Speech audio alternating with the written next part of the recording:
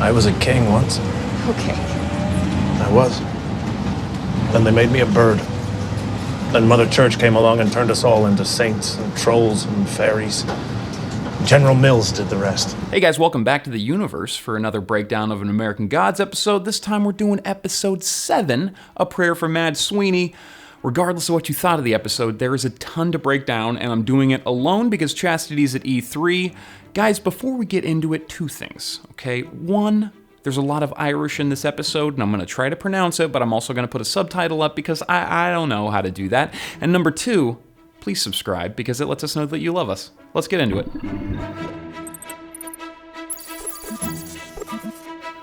The title for this episode is A Prayer for Mad Sweeney, which is a play on a John Irving novel, A Prayer for Owen Meany, which is a novel that's narrated in 3 interwoven storylines, the past, the present, and then the story of the lead character's friend.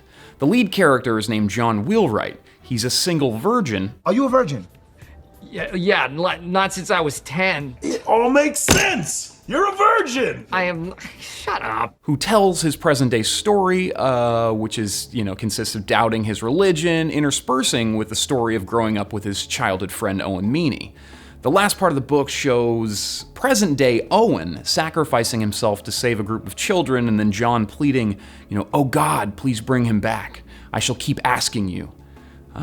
I'm unsure of how many exact parallels there were, other than the multiple interwoven storylines and a character dying at the end, possibly doubting one's religion. This is actually someone dying twice, if you take into account the producers saying that Emily Browning playing both Essie and Laura is to signify that they share a sparkle of the same soul. In truth, the American colonies were as much a dumping ground as an escape, a forgetting place. So the Coming to America scene is the first time that we've seen one of these segments broken up throughout an episode. This was actually in the book. They expanded on it slightly, which I really enjoyed. There was a pattern shown that every time Essie stopped giving to the Leprechauns, they stopped giving to her.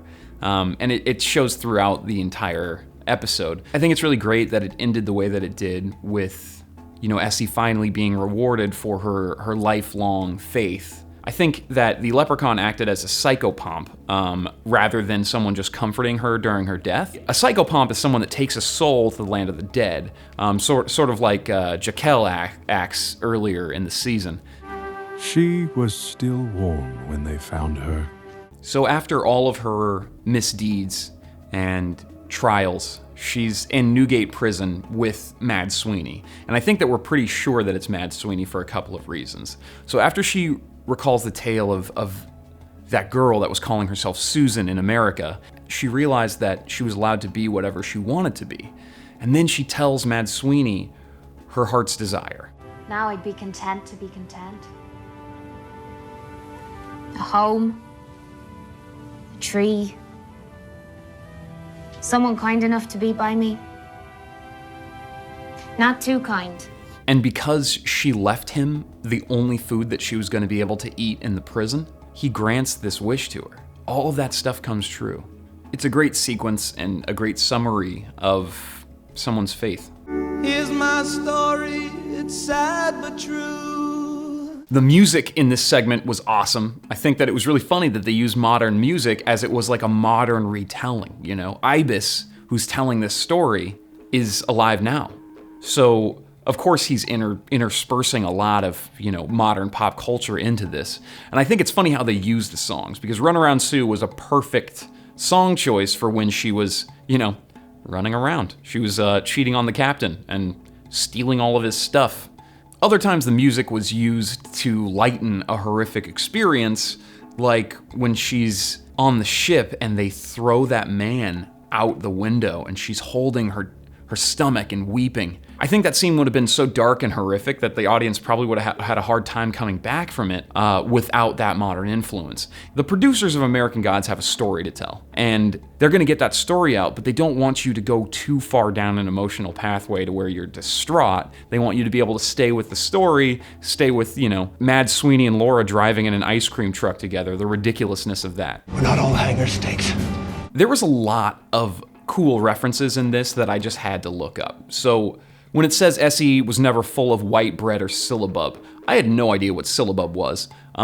Syllabub is a drink that's a mixture of cream and it's fermented with some type of alcohol. And it was, drunk by richer folk back then. So white bread and syllabub means that she didn't have the better things in life. Essie was never full of white bread and syllabub. She wasn't rich. Another thing that I tried to research was a ship called the HMS Neptune with a Captain Clark. There was an HMS Neptune at this time, but unfortunately it was in dry dock at this point, so it wasn't. In 1721, there was no ship called the HMS Neptune that would have been transporting indentured servants. The last cool reference that I want to talk about is when Essie is telling her grandchildren that story about the fairy that crawls inside your throat. The Alplucra, or joint eater, is a fairy that comes in the form, he looks like a newt and crawls into your stomach and then consumes half of the food, more than half of the food that you eat. You won't ever get fat. It's basically a parasite. It's like a fairy parasite. It might actually have origins in actual parasites, but the way that they said to treat it was to eat a bunch of salt meat, like salted meat, salted pork, and then wait by a stream with your mouth open, and when the fairy gets so thirsty because you're not eating or drinking anything that he has to come drink, then you just leave. So he crawls back out into the water and you leave. We got 2 more coming in the morning, a woman and a much younger woman. No call yet? They passed within the hour. Lovers quarrel? Overdose. The Ibis and Jekyll portion of this was awesome as always. I really enjoyed that we got to see them in their, just hanging out environment, them dealing with each other as they would, they've dealt with each other for 1,000 years. So of course, Jekyll knows that when Ibis's fingers get twitchy, he wants to write. I like that we got to see a lot of their powers too. Like, it came out that Jekyll not only knows that people died, but he knows that they're gonna come there. He knows, their cause of death. Like, the fact that he knows all of that is really interesting, and they haven't, up till now, shown that he was anything other than a psychopomp who also was a mortician. So I think it's cool that we're learning more and more about these peripheral characters. I mean, they may be main characters later, but as of right now, we've only seen them for like an accumulative 15 minutes of the entire season. Brewed it just like the Franciscan monks in Kilkenny in 1231. So I looked up Kilkenny in 1231 after Ibis says that, he brewed it just like the Franciscan monks. There is currently a brewery in Kilkenny. And at that time there was, it was called the Grey Friary. And they brewed beer. The Smithwick's brewery actually bought the site in the 1700s, I believe. So you can actually go to the Grey Friary now and see it. You can see this brewery that he was talking about from 1231. I mean, I'm sure that it's burnt down and been rebuilt in that time, but I think it's really cool that they're inserting actual historical references into this.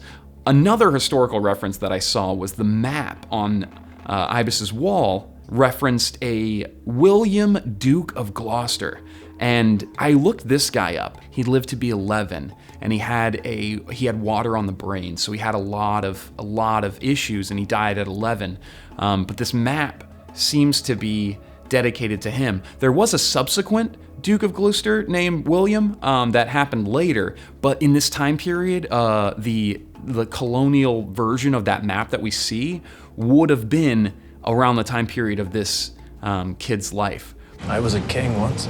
Okay. I was. Then they made me a bird. The origins of Mad Sweeney was a guy named Buell Shibne or Schween. It's down on the bottom of the screen. Just do what you want with it. Anyway, so he was a lesser king, meaning that he was a king, kind of like a provincial lord. He owed his allegiance to another king. So that king says, we're going to war. He revs up to go to war, gets to the battlefield, and there's a saint there from the church who says like, nah, you guys aren't fighting today. Saint Ronan. And Sweeney's like, dude, what? We're fighting. Screw you, bro. And he kills one of Ronan's priests with a spear, and then tries to throw another spear at Ronan himself. Ronan curses him with insanity. He thinks that he's a bird, and he starts flapping his arms and flees the battlefield, and then kind of hangs out in a yew tree.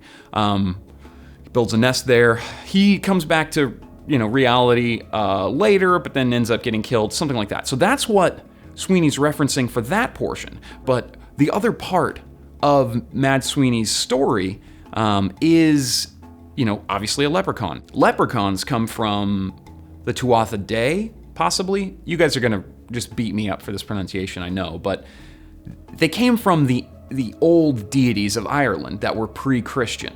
Once the Christian church came in, they converted all of them into, fun little bedtime stories instead of deities. They changed gods into kings or into heroes and that type of thing. Anyway, that's what he's talking about. He as a deity, as a story, as a faith that people believed in, has changed throughout time to the point that General Mills makes a cereal with it's a god on there. I mean, could you imagine if there was a Jesus cereal? Holy O's. Oh. So Mad Sweeney gets mad that Laura gave Salim the coin, and he just starts stomping on a bench and just completely decimates it. This guy gets beat up by Laura, but he is not without power. He's buff, dude. I can't do that. You can't do that. He doesn't like it. You tell that one-eyed gal. You tell him.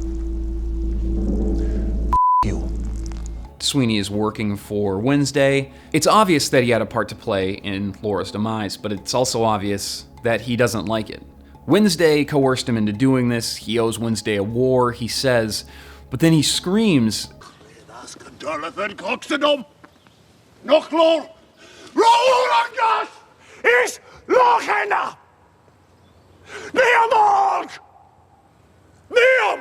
and from what I've read, this translates to, why is this bullshit happening to me? Haven't I suffered enough? I'm not evil. I'm not. So he's screaming that, possibly to Odin, maybe just, to... What do gods scream to? We kind of scream to God. The universe? He screams it to the universe. The last thing I want to reference is something that was brought up by the producers at the end of the show, but I think it was really cool. Mad Sweeney's shoes are ancient. Seems like you've walked the earth a couple hundred years in those boots already, so. He's the original Irish hipster. He's just like, yeah, I wore these shoes before you could buy shoes at Target, before there were Targets. So the powers of the coin, I think, are implicitly that you have a lot of luck and protection when you have it, but as soon as you lose it, your luck goes horribly awry. Shadow lost it, he got lynched. Mad Sweeney lost it, and he just, everything bad started happening to him. He hasn't gotten, a break of luck at all, other than hanging out with dead wife, who seems to be pretty lucky when she has it. But as soon as she loses it, she's dead. When Sweeney picks up the coin, they play that tone that Laura hears whenever she's looking at the light that Shadow is casting, and the light that she heads towards.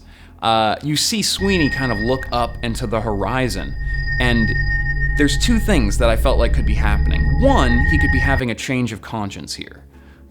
He could be about to walk away with his coin and just being like, now I don't have to deal with dead wife anymore. And then goes, oh, she reminds me of Essie, or I killed her, so this feels bad. But the other potential is that this coin is now tied to Shadow. And he's like, oh gosh, I have to finish this storyline out, or this coin's always gonna show me where Shadow is. That's annoying. I think the second one is less likely, but it's very weird that they played it and he looks to the horizon just like Laura does when he picks it up. So the rest stop that they stop at with the white buffalo, I couldn't find it. There is a rest stop in North Dakota, I think, with a giant buffalo, but not a white one. So I think that they might have made this for the show, but I could be wrong. Tell me if I'm wrong in the comments. Mad Sweeney throws gold coins out to a bunny. That bunny jumps in front of the car, causing the accident. The question is, whose bunnies are they? Is the bunny a person? Is it Easter?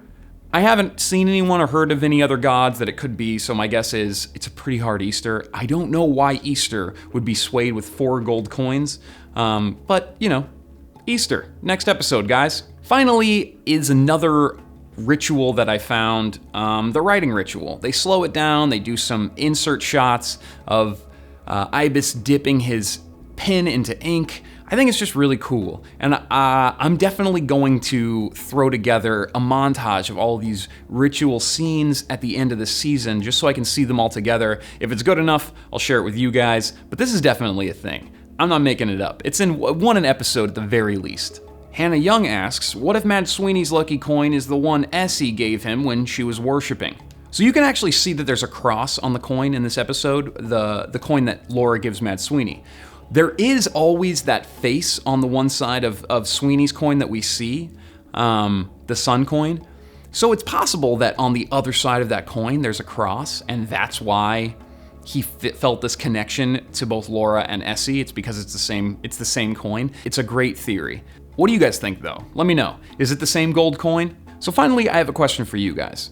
I wasn't able to figure this out, and I'm sure that you guys on the internet will do a way better job researching this one thing than I could in 4 hours since I've been at work. But what is on the cover of the book that Ibis has been writing in? Let me know. Let me know in the comments. Let me know on Twitter. Just let me know. Hey guys, next episode is the finale, and Chastity is going to be back covering it with me. Please subscribe, it lets our bosses know that you like us, and share because it lets your friends know that you like us. Hit me up on Twitter at Buddy Hutton if I messed anything up. Thank you so much for watching. I love you.